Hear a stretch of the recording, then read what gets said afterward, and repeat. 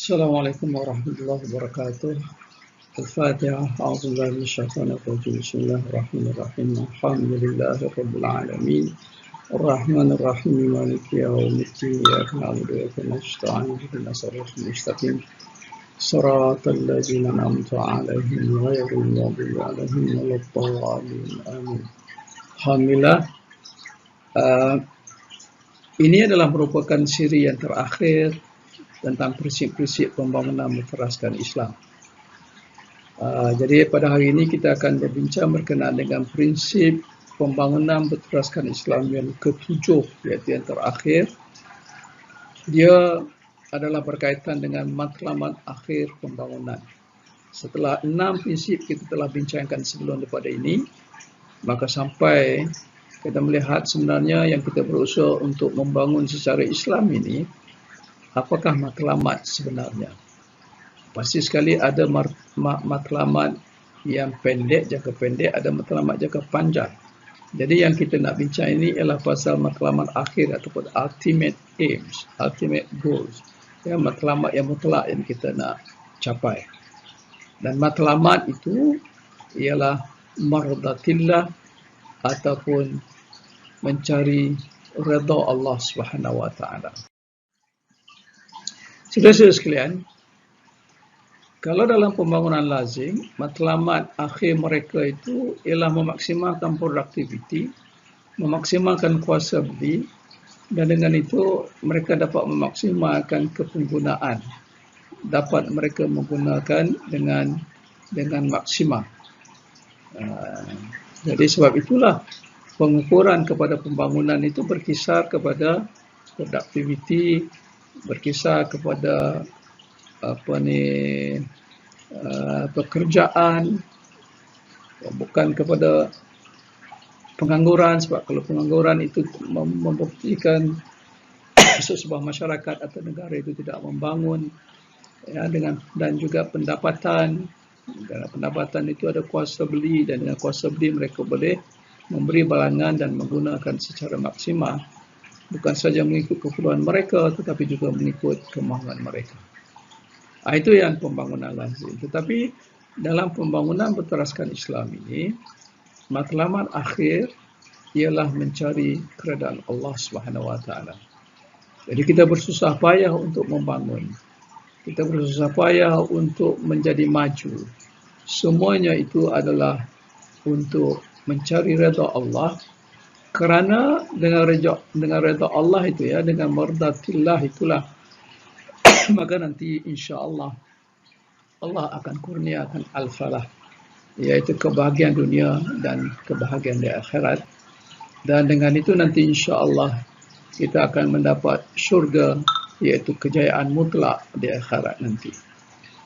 Dan prinsip pembangunan berteraskan Islam kita yang ketujuh ini, yang bab matlamat ini, agak berbeza sedikit daripada pendapat sarjana-sarjana lain. Kerana kebanyakan sarjana lain mengatakan bahawa matlamat pembangunan, terutamanya pembangunan ekonomi itu, ialah untuk mencapai al-falah, untuk mencapai kebahagiaan dunia dan akhirat. Ya, dan dia berdasarkan kepada doa kita, hasanah fid dunya wal akhirah. Jadi kebahagiaan dunia, dan kita minta dengan Allah selalu kebahagiaan dunia dan kebahagiaan di akhirat. Jadi kata mereka, itu sebablah al-falah itu menjadi matlamat kita, sebab kita sentiasa minta. Tapi dalam pandangan kita, kita melihat dengan memasukkan sedikit unsur tasawuf,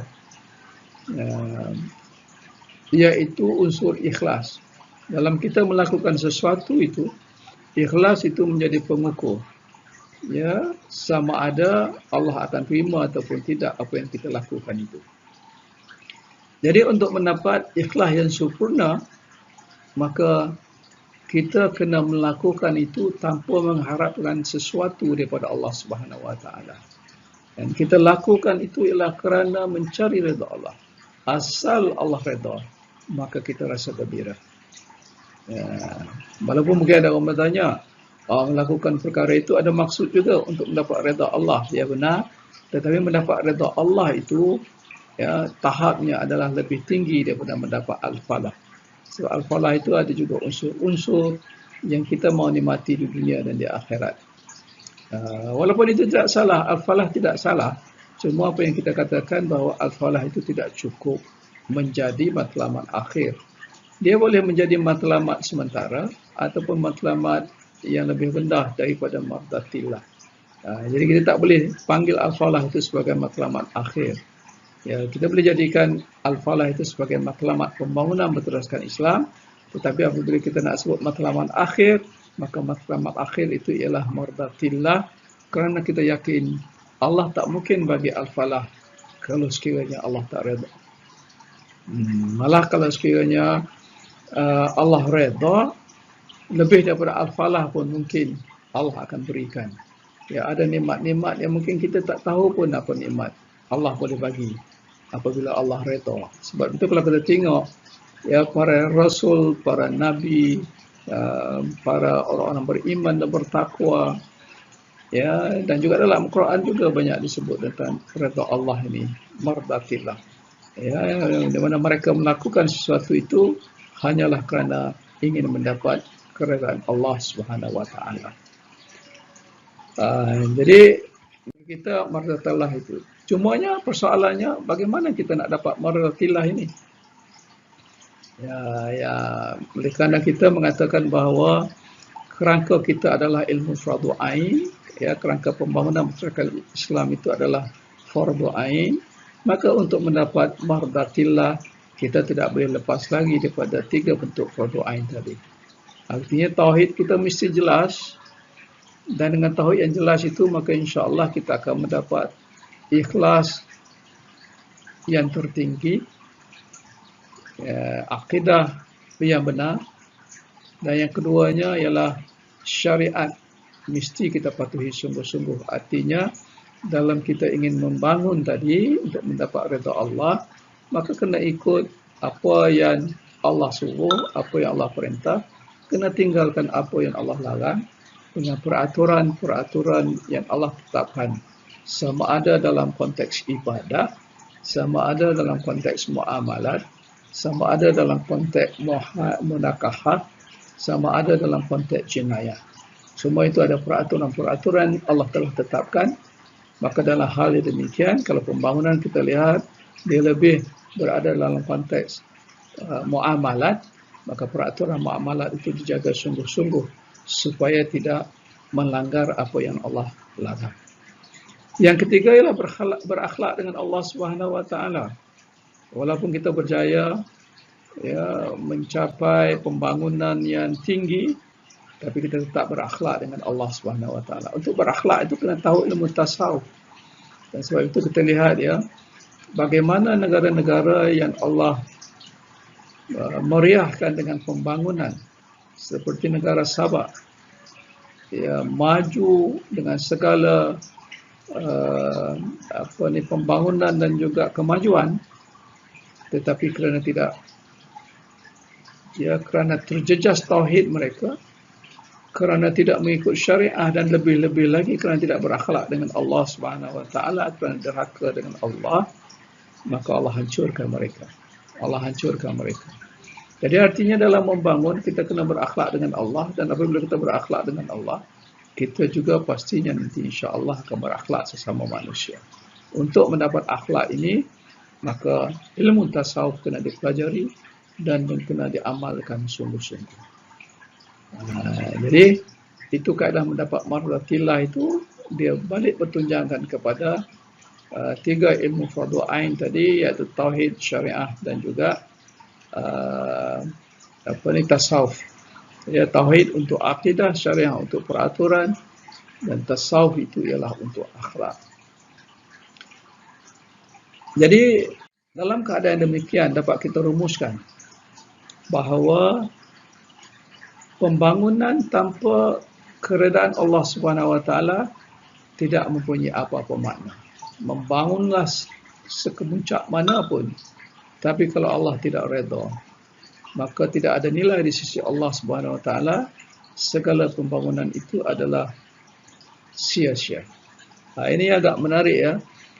Kebanyakan negara, termasuk dalam kebanyakan negara Muslim, apabila mahu merancang master plan untuk pembangunan mereka, mereka tak masuk ni bab keredaan Allah Subhanahu Wa Taala ini. Ya, yang mereka mau maju kebanyakan dari segi material, dari segi kuantitatif, tetapi tidak dari segi redha Allah Subhanahu Wa Taala. Walau bagaimanapun, dalam kebanyakan negara ini agak menarik, di negara Brunei Darussalam, mereka menetapkan bahawa pembangunan mereka itu akhirnya nanti insya-Allah akan membina sebuah negara yang dipanggil sebagai negara zikir. Artinya membangun dengan kemajuan harta dan material, tetapi pada masa yang sama rakyatnya terus mengingati Allah Subhanahu Wa Taala, terus berzikir kepada Allah, tidak lupa Allah. Moga-moga itu Allah redha dan insya-Allah kemajuan mereka itu tidak akan dihancurkan oleh Allah Subhanahu Wa Taala. Jadi artinya negara Brunei Darussalam sama ada secara langsung ataupun tidak, secara sedar ataupun tidak sedar, nampak sudah membentingkan pembangunan mereka dengan zikirullah, dan dengan zikirullah itu maka dengan harapan Allah akan redha dengan apa yang mereka laksanakan itu, dan dengan itu insya-Allah pembangunan mereka menjadi lestari, tidak dihancurkan oleh Allah Subhanahu Wa Taala. Jadi sebenarnya dalam sustainable development pun ini agak menarik, kerana sustainability itu ataupun kelestarian sesebuah pembangunan itu bukan hanya berdasarkan kepada technicalities manusia sahaja, tetapi berdasarkan kepada redha ataupun tidak Allah kepada pembangunan tersebut, kerana yang menentukan kelestarian itu ialah Allah Subhanahu Wa Taala. Ya, kalau Allah redha kerana manusia patuh kepada Allah Subhanahu Wa Taala, maka dengan itu insya-Allah pembangunan menjadi lestari. Tapi sebaliknya, kalau durhaka kepada Allah dan lupa kepada Allah, maka Allah akan hancurkan negara tersebut kerana Allah tidak redha dengan apa yang mereka lakukan. Jadi oleh demikian, satu lagi kesimpulan boleh kita jawab, ya, walaupun sekiranya keenam prinsip yang telah kita bincangkan sebelum daripada ini telah kita penuhi, tetapi prinsip yang ketujuh tidak kena penuhi, iaitu kita membangun tanpa keridaan Allah Subhanahu Wa Taala, maka kita tidak boleh kata bahawa pembangunan yang kita laksanakan itu adalah pembangunan berteraskan Islam. Pembangunan itu hanyalah pembangunan seperti mana pembangunan lazim, walaupun sudah ada 6 prinsip yang telah kita bincangkan. Jadi prinsip-prinsip ini, ketujuh-tujuh prinsip ini kena ada. Yang pentingnya ialah yang terakhir ini ialah martatilah itu sebagai matlamat akhir pembangunan berteraskan Islam. Jadi cukup untuk setakat ini. InsyaAllah moga-moga saudara-saudari telah dapat recap, ya, pada kuliah yang pertama kita telah membincangkan tentang pembangunan lazim. Dalam kuliah yang kedua, minggu yang kedua, kita telah membincangkan tentang kritik-kritik Islam terhadap pembangunan lazim. Pada minggu yang ketiga, kita bincangkan tentang pengenalan prinsip pembangunan berteraskan Islam. Ada 2 siri. Kemudian kita berbincang tentang dua prinsip pembangunan berteraskan Islam, iaitu acuan dan juga pelaku pembangunan. Dan dalam kuliah yang keempat ini, ya, kita bincangkan 5 lagi prinsip pembangunan berteraskan Islam. Jadi untuk tugas saya untuk memberikan kuliah selama 4 minggu ini berakhir di sini, dan nanti insya-Allah kita akan berjumpa dalam kita punya online punya ini perbincangan nanti insya-Allah. Moga-moga dengan itu kalau saudara-saudari ada soalan maka bolehlah bertanya insya-Allah.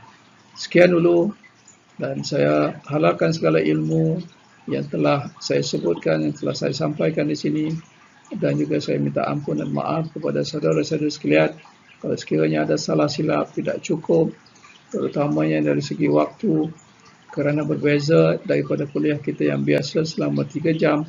Dalam slide ini kita hanya terpaksa melakukan secara kompak, satu siri hanya 15 minit dan kemudian disambung dengan perbincangan secara online.